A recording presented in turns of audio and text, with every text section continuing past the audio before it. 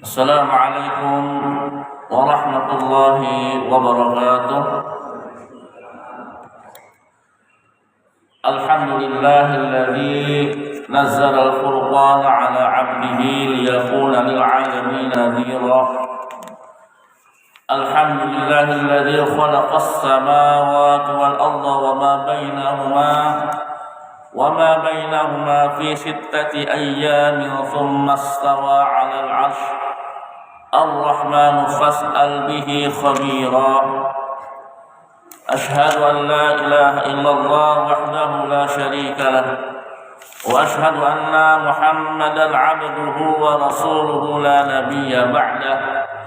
رب اشرح لي صدري ويسر لي أمري واحلل عقدة من لساني يفقهوا قولي. سبحانك لا علم لنا إلا ما علمتنا إنك أنت العليم الحكيم.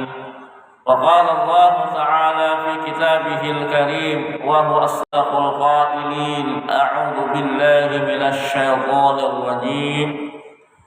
إن هذا القرآن يهدي للتي هي أقوم ويبشر المؤمنين الذين يعملون الصالحات أن لهم أجرا كبيرا. وقال رسول الله صلى الله عليه وسلم: من سلك طريقا يلتمس فيه علما سهل الله له الطريق إلى الجنة.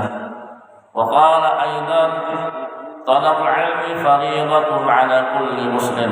صدق الله العظيم وصدق رسوله النبي الحبيب الكريم ونحن على ذلك من الشاهدين آمين يا رب العالمين.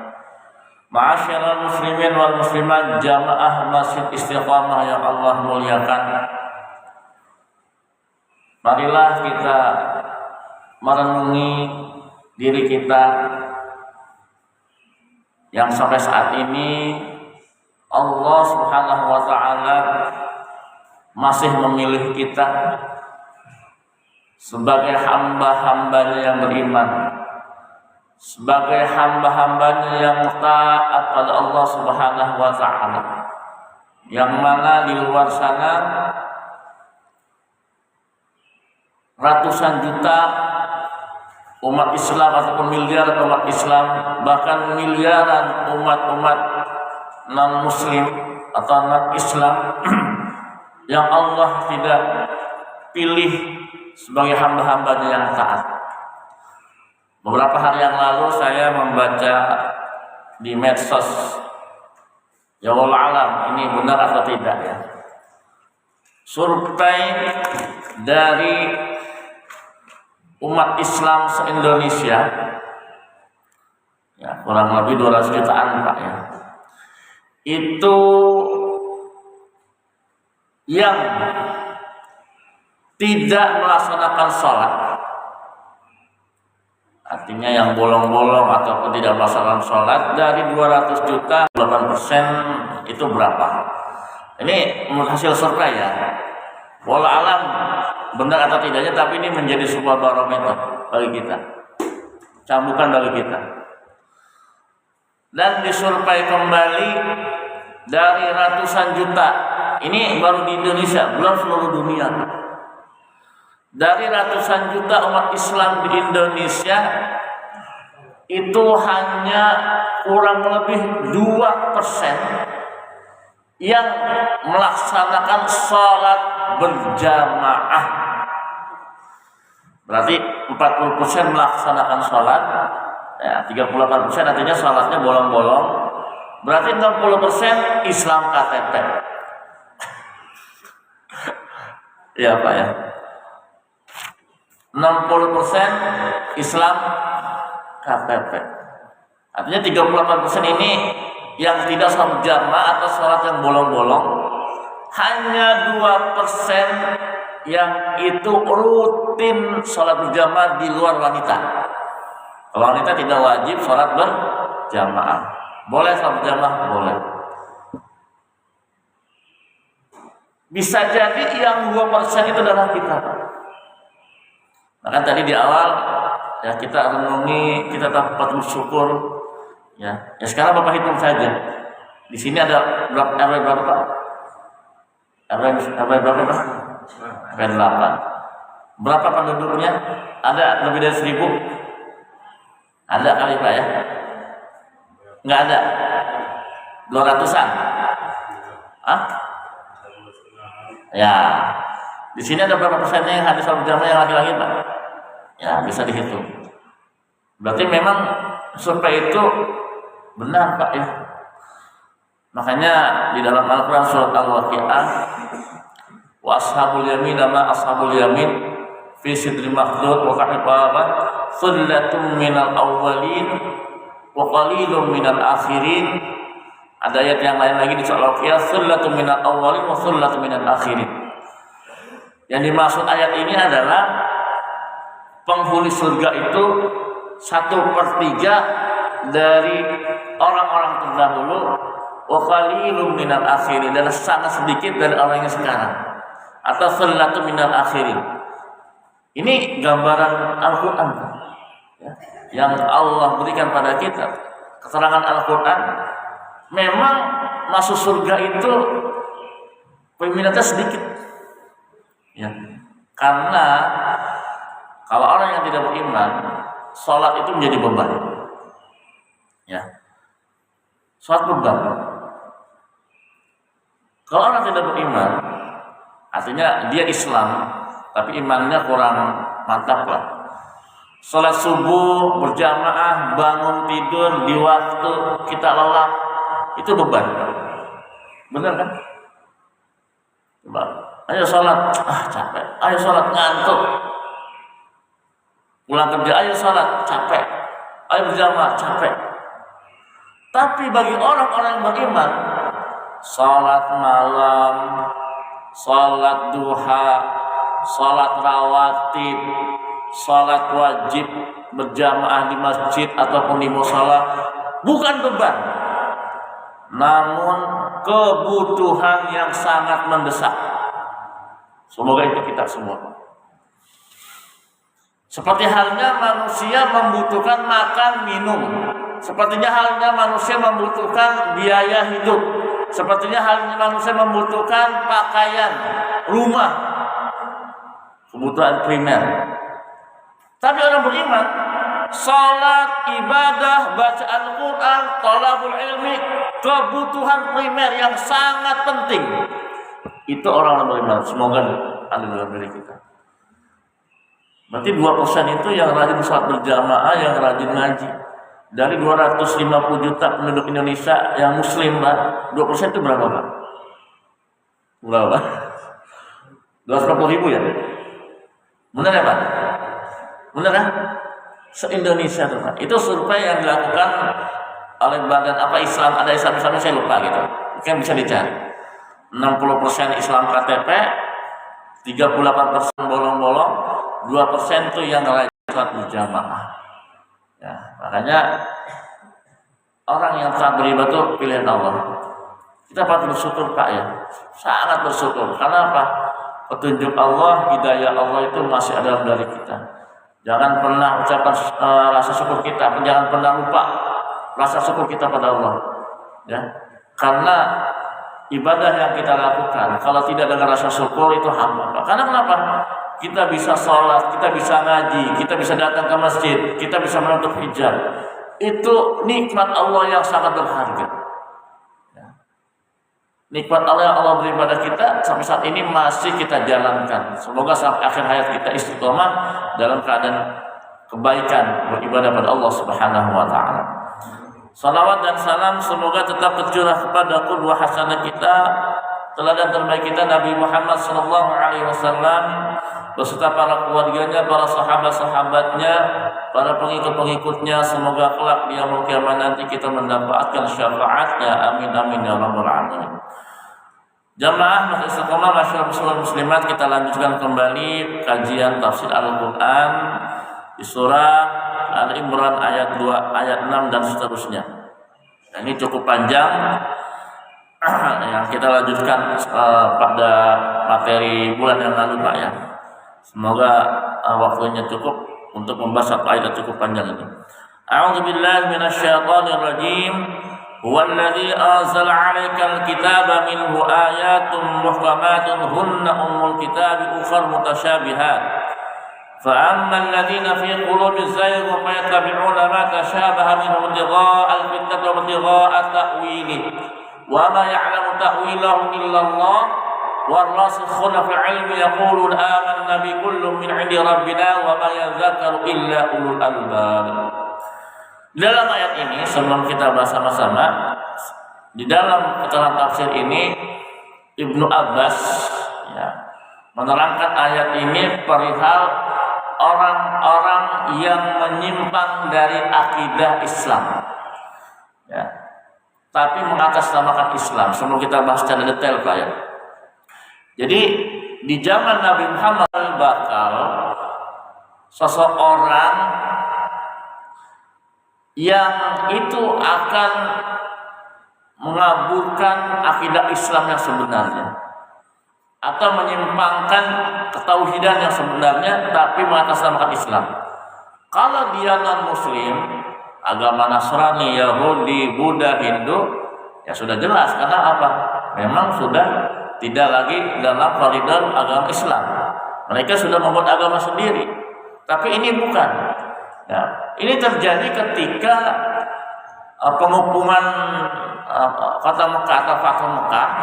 Nah, itu masih ada satu kaum yang Rasulullah ajak dalam Islam, tapi mereka enggan ikut masuk Islam, mengikut ajaran Islam, yaitu kaum Hawazin.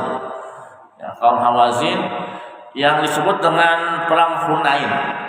Ya, ini diabadikan dalam surah At-Taubah. Nah, di perang Hunain ini umat Islam itu jumlahnya banyak. Karena kenapa? Ya, setelah Fathu Mekah kan idza jaa nasrullahi wal fath, tadi yang saya bacakan ya. Di Imam salat subuh, telah datang kemenangan pada umat Islam dan saya dukhuluna fi dinil afwaja, mereka masuk Islam dengan berbondong-bondong.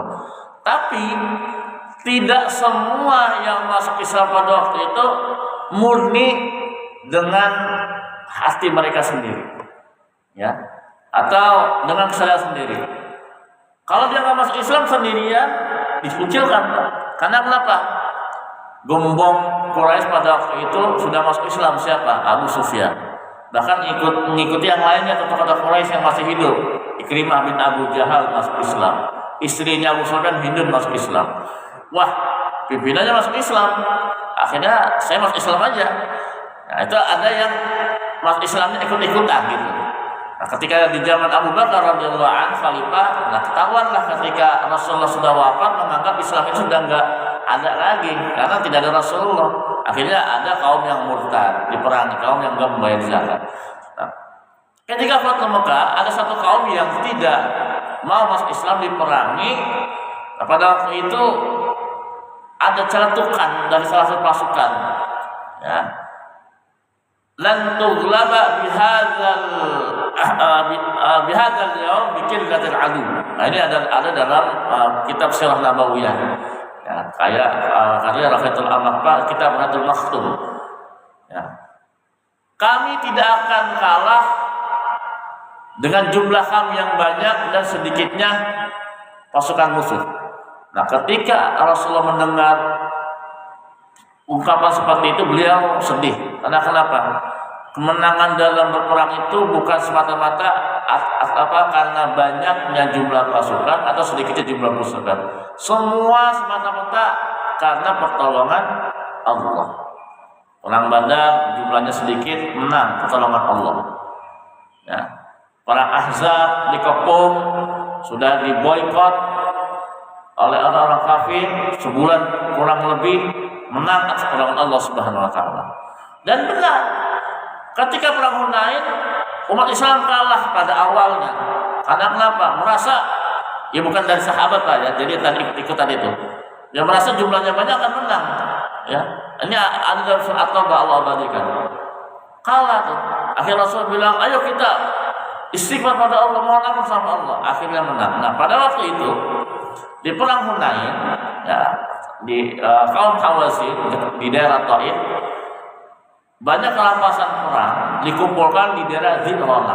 yang sekarang menjadi mikot haji Pak ya, mikot umroh maaf. Kalau di Mekah itu kan ada Tan'im ya, mikotnya Pak ya, yang sering umroh, yang orang berkata yang pernah umroh atau haji. Di Mekah itu ada 3 mikot, Tan'im, Hudaybiyah, Ji'rana. Tan'im ini mikotnya Bunda Aisyah. Ketika beliau haji wada, beliau di tengah perjalanan datang bulan dan berniat haji ifrad. Nah, karena beliau itu tidak ingin haji tamat dengan Rasulullah, akhirnya beliau umrahnya di Mekah di Tan'im, ya, di daerah Tan'im. Di situ dikumpulkan rampasan perang, ya, semua sahabat datang, tapi ada sebuah keputusan yang sangat mengejutkan. Kenapa? Di peristiwa Fathu Mekah, ya, orang yang baru masuk Islam. Jadi kaum Ansar atau kaum Muhajirin yang sudah lama menetap di kota Mekah, di kota Madinah, itu tidak mendapatkan satu pun rampasan perang, tapi semua diberikan oleh orang-orang Mekah yang baru masuk Islam. Ya.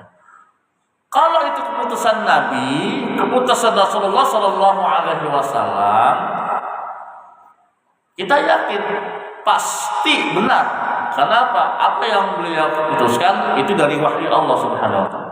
Ada yang nyeletuk, ya. Hai Rasulullah, hai Nabi, berbuat adillah kamu. Ya, karena memang sebagian sahabat agak berat Pak ya, kita yang berjuang dari mungkin kaum Muhajirin yang dari awal Pak ya, as-sabiqun al-awwalun yang membela Nabi, ya, sampai diintimidasi, ikut Nabi hijrah nggak bawa apa-apa. Itu rampasan perangnya banyak Pak pada waktu itu di Ji'rana Pak. Ya, saking banyaknya itu semua diserahkan ke orang-orang Mekah pada waktu itu. Ya, Rasulullah mengatakan,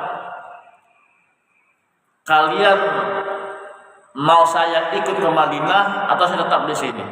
Kata para sahabat, kami tetap ingin engkau ikut ke Madinah ya Rasulullah. Kenapa? Rasulullah ini melebihi, lebih mahal, ya, tidak, harganya itu tidak terhitung dibandingkan kata apa rampasan perang yang kata Rasulullah ini adalah sampah dunia. Tapi ada satu tadi yang nyeletuk, engkau nggak adil ya Rasul, engkau nggak adil ya Nabi, ya, berbuat adil lah. Nah, kata Nabi apa? Ya, aku ini ya seorang Nabi, ketika memutuskan sesuatu bukan dari hawa nafsu. Ya, Umar bin Khattab marah, ya Rasulullah, Khalid bin Walid, bolehkah saya membunuhnya Rasulullah? Jangan. Suatu saat kau akan memerangi mereka, boleh membunuh mereka. Kata Rasulullah apa? Itu yang akan menjadi pelopor penyimpangan dalam agama Islam yang disebut dengan Khawarij. Apa? Protes dan rebutan Rasul. Maka nanti akan ada suatu kaum yang mereka taat beribadah, hafal Al-Quran, rajin sholat malam, tapi tidak terasa amalan mereka sia-sia bagaikan busur panah yang terkena binatang buruan, dan binatang tersebut nggak terasa kalau itu kena busur panah. Artinya apa? Terluka Pak ya. Namanya Khawarij. Yang mereka merasa dirinya paling baik, paling soleh, paling alim, yang paling benar, sehingga apa? Menganggap orang lain di luar itu adalah sesat, bahkan ahlu bidah dan sebagainya. Nah, nanti saya akan ngomong sebelum ini ya, karena ini harus ada rincinya juga, perincian supaya kita paham Pak, apa yang disebut ahlu bidah itu, yang dicetuskan oleh Rasulullah sebagai orang yang akan masuk neraka. Ya. Apakah kita yang ahlu bidah seperti ini? Wallahu alam. Nanti saya akan jelaskan. Ya. Dan ini terjadi lagi di masa kekhalifahan Ali bin Abi Thalib. Nah, jadi dari zaman Abu Bakar sampai terakhir Ali bin Abi Thalib itu tidak ada yang namanya penyimpangan dalam masalah akidah, walaupun sudah ada cikal bakalnya ketika di zaman Nabi. Nah, terjadi ketika di zaman Ali radhiyallahu anhu. Waktu itu ya Ali itu kan berperang ya dengan kelompok Muawiyah.